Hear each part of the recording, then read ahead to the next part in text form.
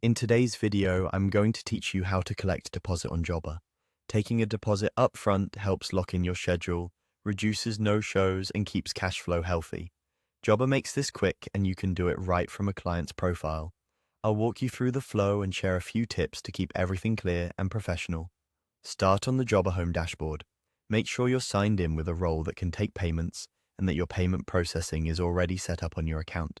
If your business accepts checks or cash, you can record those too. The overall process is the same. You'll just save it as an offline payment instead of running a card. From the left sidebar, click Clients. This opens your full client list. Use the search bar to find the right customer and glance at their profile preview to confirm you've got the correct account. Having an up-to-date email on file is helpful for sending receipts and confirmations as soon as you're done. Select the client to open their profile. This page gives you context like recent work, outstanding balances, quotes, and upcoming visits. Useful details when deciding the deposit amount you plan to collect. A consistent deposit policy like a fixed dollar amount or a set percentage can save time and avoid confusion. In the client profile, look for the More Actions menu. This is the shortcut area for tasks you perform often, including payments.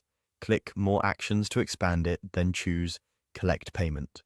That brings up the payment screen where you can either charge a card, record an offline payment, or, in our case, take money as a deposit.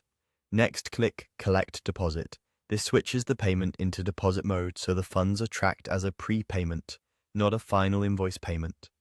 Enter the deposit amount and choose the payment method. If the deposit should be tied to a specific quote or job, select it so the funds apply accurately later. Add a short note such as the job reference or scope, so your team and the client can see exactly what it covers. If you're using card payments through Jobber, confirm the amount before running the charge. If you're recording cash or check, double-check the details and save. A couple of quick tips as you finish up. Clearly communicate your deposit terms, whether it's refundable, how it's applied to the final invoice, and any deadlines, so expectations are set. After the payment is processed or recorded, send the receipt to the client and confirm it appears correctly on their timeline and balance. Deposits automatically reduce the final balance when you invoice, which minimizes manual reconciliation. If you don't see the collect deposit option, it can be due to permissions or plan features, so check with your account admin. And that's it. From home to clients, select the client, open More Actions, choose Collect Payment, then Collect Deposit. With these steps, you'll collect deposits confidently and keep your jobs on track.